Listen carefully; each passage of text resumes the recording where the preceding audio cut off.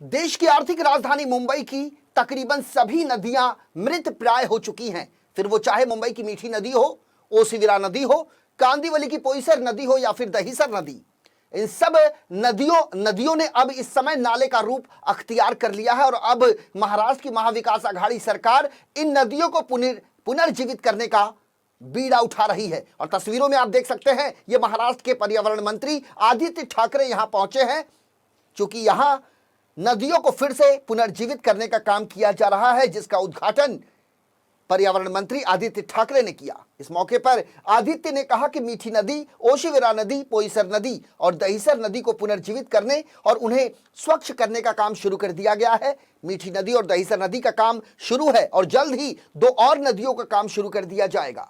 उन्होंने कहा कि बरसात में नदी का पानी उफान मारकर बहने लगता है, इसलिए नदियों को और गहरा करने और उसके बाउंड्री वॉल को नए सिरे से बनाकर उसकी साफ सफाई का काम वक्त की जरूरत है।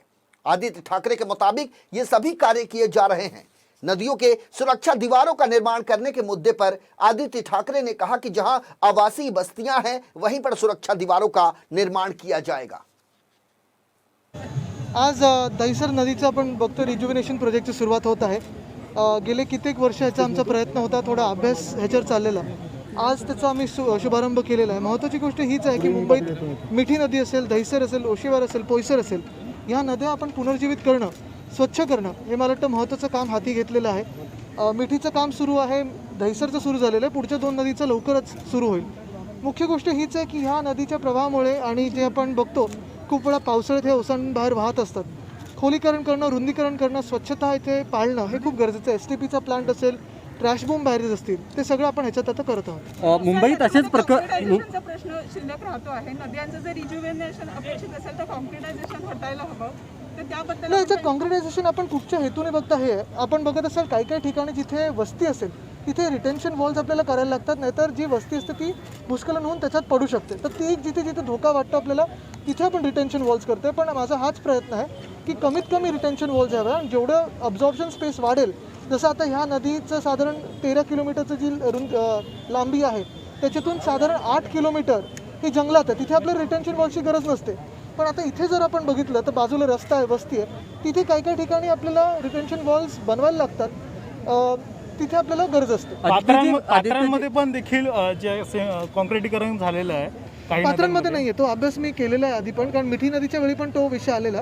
काय असतं, रिटेन्शन वॉल जेव्हा बांधली जाते तेव्हा नुसतं उभी नाही, त्याला खालती एक बेस द्यायला लागतो, तर तो बेस आपण देत असतो। नाही तर पात्राचं नदी कॉन्क्रिटीकरण काही उपयोग नसतो। आपण जेवढं खोलीकरण करू शकतो तेवढा प्रयत्न खोलीकरण करण्याचा, तसंच रुंदीकरण करण्याचा। आपण मिठीचा मला खरं तर प्रेझेंटेशन आपल्याला देखील द्यायचं आहे, कारण काही आम्ही बघत आहोत 2007 ते 17 मध्ये आणि आता गेल्या 3 वर्षामध्ये रुंदीकरण जिथे जिथे झालेलं तिथे फ्लडिंगचा विषय मिटलेला आहे। आदित्यजी, मुंबईत सगळीकडेच महत्त्वपूर्ण प्रकल्प चालू आहेत।